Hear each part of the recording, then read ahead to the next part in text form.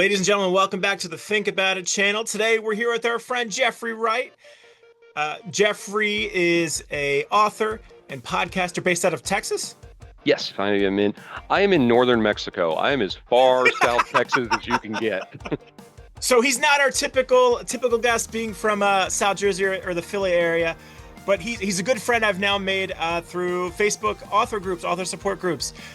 He's the author of Prime Numbers, as you can see in his background. You should give that a read. It's on my to-read list for 2026. And today we're going to talk about what we believe to be the worst movie adaptation of an amazing book. So what do you got? So, I appreciate you having me back for the second episode, and I'm going to go to a Stephen King one again because he had a brilliant book in his book Needful Things, and then the movie came out. And I blame this movie to this day for me losing a girlfriend because I took her to this movie. But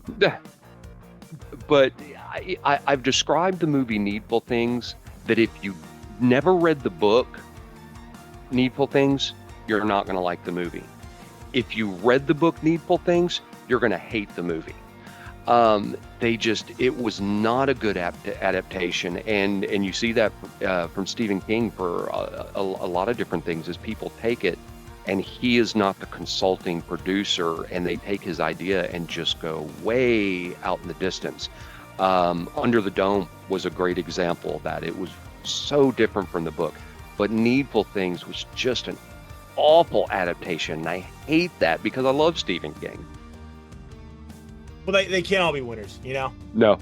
And some books, like the one I'm going to bring up here in a second, some books are harder to bring up in an adaptation than others. And the book series I'm going to bring up is, I talk about the dystopian stuff a lot. I write dystopian a lot. I'll bring up Divergent. If you haven't read Divergent, what I love about Divergent is it blends very well sort of like your action and your dystopia and your romance, if you're sort of into that, but it also deals a lot with like inner conflict, like fitting in and figuring out who you are and what your own beliefs and values are, and not necessarily fitting inside one box, or they call them factions, in one faction, and that is difficult to capture on camera. So the books are told from a first-person point of view, and it's hard to tell a first-person point of view in a movie a lot of times, I feel like. So a lot of the main character, Triss, a lot of her struggles and inner thoughts are missed because it's inner dialogue and it's inner feeling, and she's not there like telling it to you. You have to sort of feel that through the acting, but when you're making a film for a 500-page book, you're trying to focus on a lot of the more exciting parts and stuff. So a lot of that stuff can sometimes get lost. And the first movie was okay. The first Divergent movie was okay. The sequel movie got worse. And the sequel movie did so bad that they didn't even offer it a third. Yep.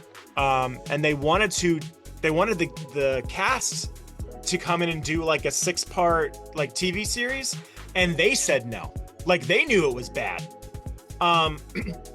So that would be my worst adaptation, because like the books are very good, and the writing is very good, and a lot of people don't like the end of the series, but that's whatever.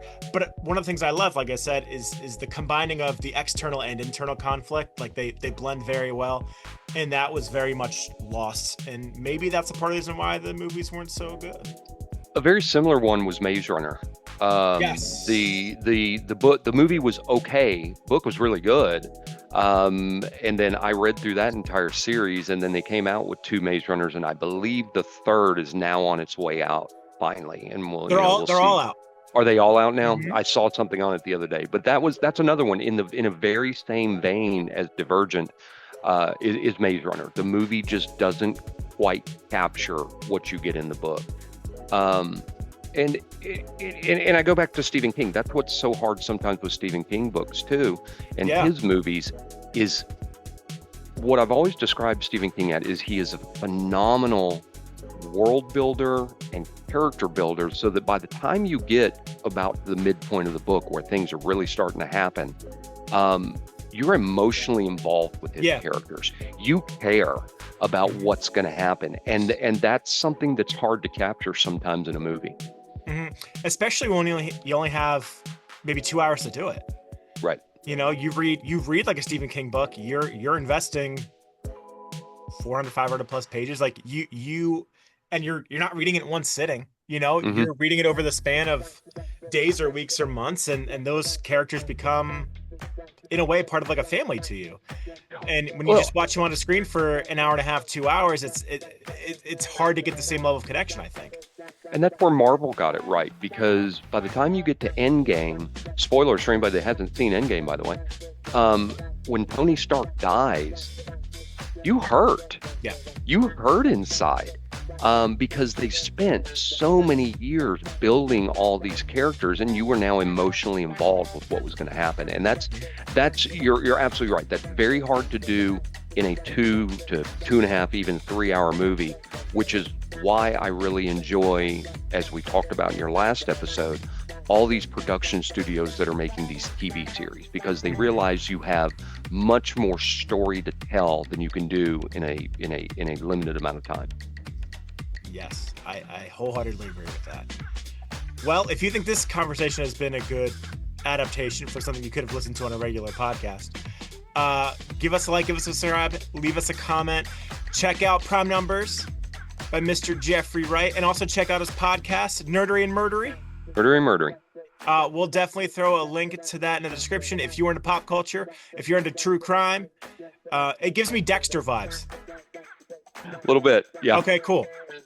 So if that sounds like something up your alley, give him a listen, and we'll catch you in the next one.